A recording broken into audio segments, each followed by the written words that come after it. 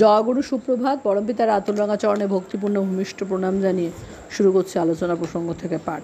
13ই ফাল্গুন 1355 শুক্রবার, ইংরেজি 25/2/1949। শ্রী ঠাকুর প্রাতে বড়াল বাংলোর সামনে বারান্দায় আসীন। বর্ধমানের জমিদার যামিনীবাবু, স্থানীয় এক ভদ্রলোক কেষ্টদা, গোপেনদা প্রভৃতি অনেকেই কাছে আছেন। স্বাস্থ্য সম্বন্ধে কথা উঠল। শ্রী ঠাকুর বললেন, মনের স্বাস্থ্যের উপর শরীরের স্বাস্থ্য খুব নির্ভর করে। তাই মনের শুদ্ধতা, সুস্থতা ও সবলতার উপর খুব নজর রাখতে হয়।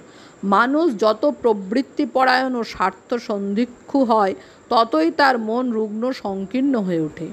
এইগুলি আবার রোগ ব্যাধি ডেকে আনে। পারিপার্শ্বিক যাতে সুস্থ, সদাচারী, শুদ্ধ ও প্রফুল্ল থাকে, সেদিকে সক্রিয় দৃষ্টি দিতে হয়।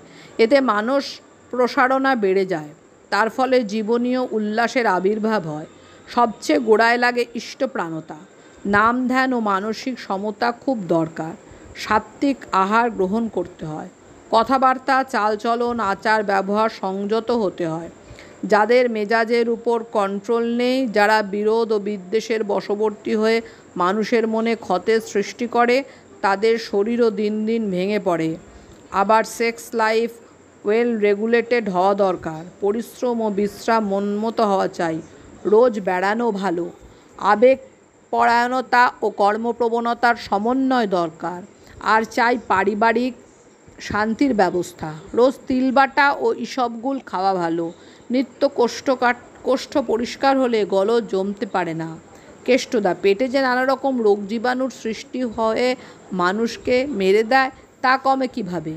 শ্রী ঠাকুর, অবিহিত খাদ্য পানীয়, অপরিচ্ছন্নতা ও কদাচারের ফলে যাতে ক্ষতিকর সংক্রমণ না ঘটতে পারে, সেই দিকে খেয়াল রাখতে হয়।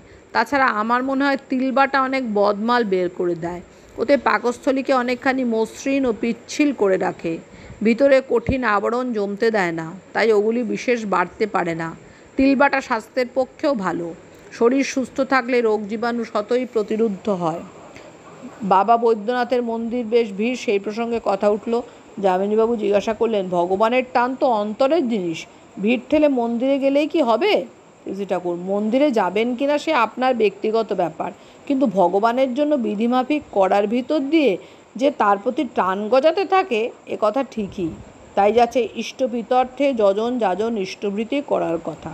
ওই করার ভিতর দিয়ে ইষ্টানুরাগ বাড়ে, তার জন্য করা চাই। যেমন ছেলের জন্য অতখানি খাটি, অত করি, তাই তার উপর টান বাড়ে। যামিনীবাবু, কামনা নিয়ে কি তাকে ডাকা ভালো? শ্রী ঠাকুর, তার পুজোটাই অর্থাৎ সুখ সম্বর্ধনাই হওয়া চাই কামনার বস্তু। নিজের জন্য চাইলেই বন্ধন, আর ইষ্টের জন্য চাইলেই মুক্তি। যামিনীবাবু, ভক্তি না জ্ঞান, কোনটা বড়? শ্রী ঠাকুর, ভক্তি থাকলে জ্ঞান আপনি আসে। ভক্তি বাদ দিয়ে প্রকৃত জ্ঞান হয় না। ভক্তিটা হলো নেশা। নেশায় অনুরাগ হয়, আর অনুরাগে কর্ম পর্যবেক্ষণ ভালো হয়। তার থেকে জ্ঞান সহজে আসে। যামিনীবাবু, ভক্তিতে তো মোহ আসতে পারে। শ্রী ঠাকুর, ভক্তিতে মোহ আসে বলছেন? যদি তাকে মোহই বলেন, সেই মোহই সব মোহ নষ্ট করে। ভক্তিতে ভগবান ও তাবৎ বিশ্ব আপন হয়। তখন আপন জনের প্রতি যে টান থাকে, তাও ভগবৎ প্রীতির পরিপোষক হয়। যামিনীবাবু বিদায় নিলেন। জয়গুরু, বন্দে পুরুষোত্তমম।